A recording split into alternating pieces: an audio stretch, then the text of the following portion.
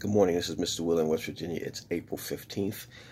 I just did a recording on the parable of the talents out of the King James Version, and it got me tongue-tied, and I didn't like the way it sounded, so I'm going to read it to you out of the Living or out of the Passion Translation, and it's known as the parable about financial stewardship.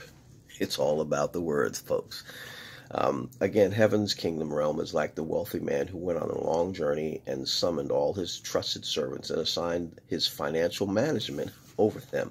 Before he left on his journey, he entrusted a bag of 5,000 gold coins to one of his servants, and to another bag of 2,000 gold coins, and to a third a bag of 1,000 gold coins, each according to his ability to manage.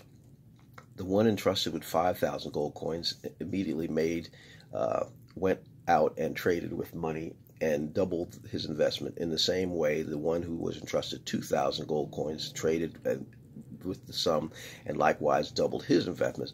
But the one who had been entrusted with 1,000 gold coins dug a hole in the ground and buried his master's money.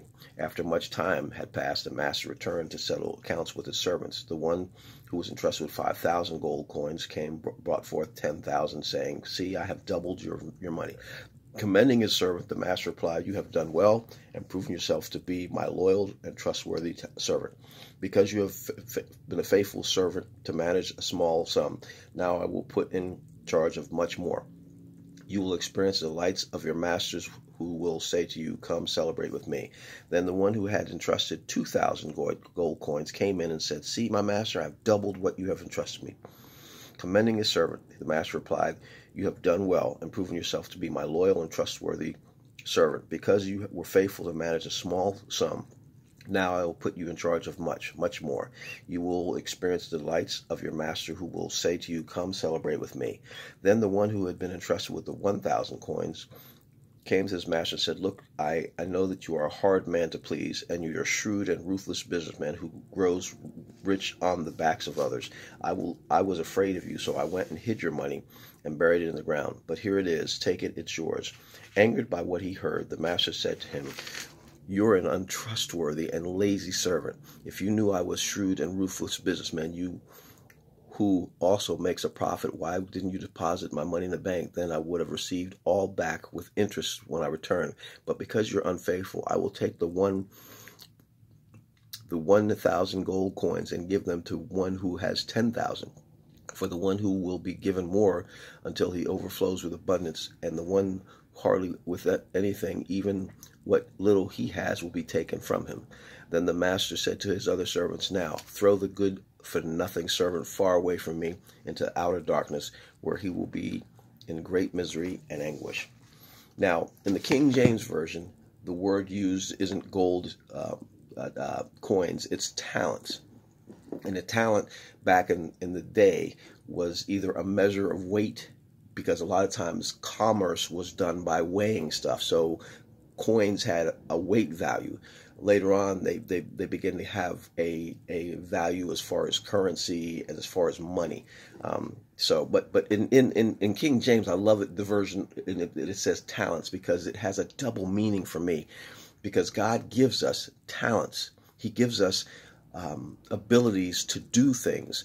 And what he expects from us is to take those talents and invest them.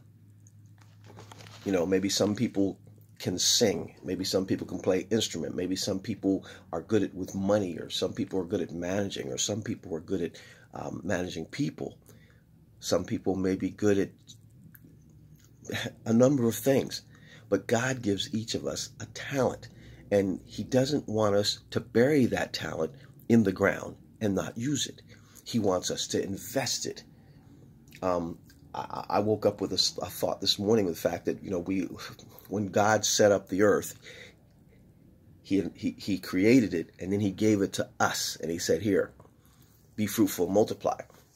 From that moment on, we started screwing up the planet, and we continue to, because we take what he has given us and we bury it. We're afraid of him. Just like the servant in this, he said, "I was afraid of you." What I want to say to you is, do not be afraid of God. Do not be afraid of what he might do, and look at what it is that you're good at and begin to invest that in his kingdom. not for yourself. You know, a lot of people just work and they're miserable in their work. I had several jobs in my life, and all of them I had pleasure in them. I worked in a grocery store. My very first job. I was a gas man for 23 years, an equipment operator for a gas company. I was a nurse for another 12 years, I believe it was. And every job, I found out what my talents were, and I used them to glorify God's kingdom. It wasn't about trying to make me look good. It was about me trying to be good so that people would see that this man of God has got it going on. God must be with him. And that was the goal. And that should be our goal. Our heart should be that we want to be good at what we do. We want to do well so that people will see that God is blessing us, so that they will want to be in the kingdom also to be blessed as we are. And then everybody's blessing everybody. Okay? Hey, that's all I got for you this morning. This is Mr. Willie, West Virginia. I am Willie Owens 165 on Instagram, and Mr. Willie, West Virginia on YouTube. And then, of course, you can get me here on Facebook. All right? But I love you, and more importantly, God loves you. All right? Shalom.